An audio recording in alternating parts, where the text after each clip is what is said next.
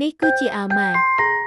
នាងមានអាយុ12ឆ្នាំចង់ដឹងចង់ឃើញឆ្លាតហើយអស្ចារ្យជាងនាងបន្តិចបន្តួចមកពីគ្រួសារជនជាតិវៀតណាមអឺរ៉ុបអាវម៉ារស់នៅក្នុងបេះដូងដ៏មានញឹកនៃទីក្រុងភ្នំពេញដែលជាទីក្រុងដ៏រស់រវើកដូចអាថ៌កំបាំងតាមថ្ងៃ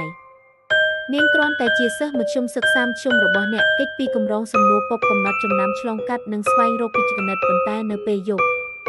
អាវម៉ាបដូរសៀវភៅសិក្សាសម្រាប់ឧបករណ៍បច្ចេកវិទ្យាធ្វើជាភ្នាក់ងារសម្ងាត់ក្នុងបេសកកម្មដ៏រំភើបដែលនឹងធ្វើឲ្យវីរបុរសភាពយន្តម្នាក់ព្រឺសម្បូរ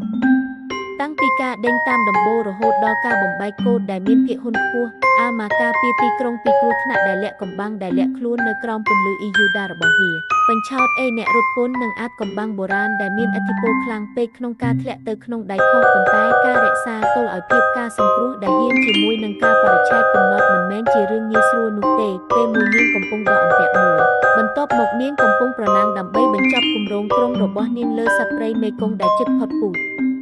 ហើយតាមរយៈវាទាំងអស់អាវម៉ានៅតែពិតប្រាកដមូលដ្ឋានអាចតាក់ទងបានក្មេងម្នាក់ដែលចូលចិត្តតែពុះនឹកដល់ការធ្វើម្ហូបរបស់យាយហើយពេលខ្លះចង់ដេកប៉ុន្តែពេលអ្នកក្រុមទូរស័ព្ទមកអាវម៉ាឆ្លើយព្រោះវីរបុរសមិនតែងតែពាក់មួកពេលខ្លះពួកគេពាក់ឯកសណ្ឋានសាលាហើយកាន់ឧបករណ៍សម្ងាត់នៅក្នុងប្រអប់ខ្មៅដៃរបស់ពួកគេ